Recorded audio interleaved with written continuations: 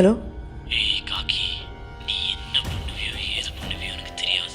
நாளைக்குள்ளாம போகணுமா மிஸ் ஆச்சு, உன் குடும்பத்தில் இருக்கிற சிறுசில் அந்த பெருசு வரைக்கும் வறுத்துட்டுருவேன். இல்லை சார், பக்காவாக பிளான் பண்ணியாச்சு. கோர்ட்டுக்கு போகிற வழியில் தப்பிச்சோட பார்த்தான், பிடிக்க போன கான்ஸ்டபிள் கையை சுட்டான், தடுக்க வந்த என்ன சுட பார்த்தான், அதனால தான் சுட வேண்டியதாக போச்சுன்னு சொல்லிட்டு கேஸை க்ளோஸ் பண்ணிடுறேன் சார். பணத்தை அண்ணன் வீட்டில் வந்து வாங்கிக்கோ. Okay sir. ஏய், அந்த கைதி நம்பர் 23 கூட்டு வா.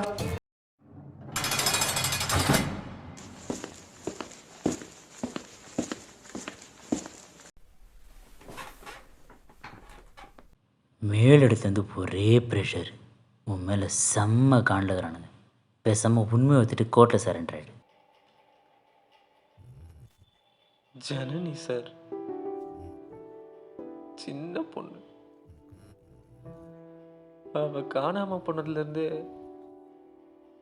அவளை நினச்சிக்கிட்டே வாழ்ந்துட்டு இருந்தேன். தெரிஞ்சவங்களிருந்து டாக்டர் வரைக்கும் எல்லாருமே சொன்னாங்க அவளை மறந்துருன்னு. முடியல.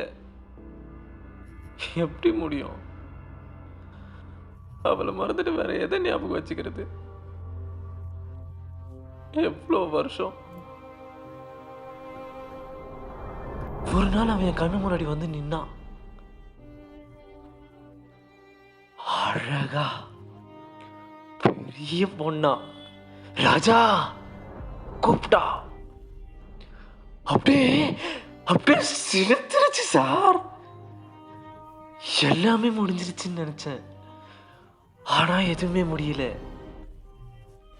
மறுபடி நானும் அவளும் எங்க சின்ன உலகத்துல சந்தோஷமா இருந்தோம். மறுபடி ஒரு கோடு, மறுபடி ஒரு வெள்ளம். நீ கண்டிப்பா போயாகணுமான்னு ஜனனி கேட்டா. வேற வழி இல்லாம போன சார். கொச்சி சாப்பிடணும்னு சொன்னா சார். அவ கேட்க கூட இல்லை, நானாதான் அவளை கூப்பிட்டு போனேன். நீ இங்கே இரு, நான் போய் வாங்கிட்டு வரேன்னு கொச்சி ஐஸ் வாங்கிட்டு வந்தேன் சார். அதுக்குள்ள தூக்கிட்டு போயிட்டாங்க.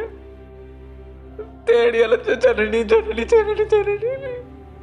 ஐசெல்லாம் ஒழுகுது, கையெல்லாம் ஒழுகுது, கையெல்லாம் ஒழுகுது, ஜனனி ஜனனி ஜனனி. சட்டு போயிட்டா. அநியாயமா அவளை தொலைச்சிட்டேன் சார். சின்ன வயசுல.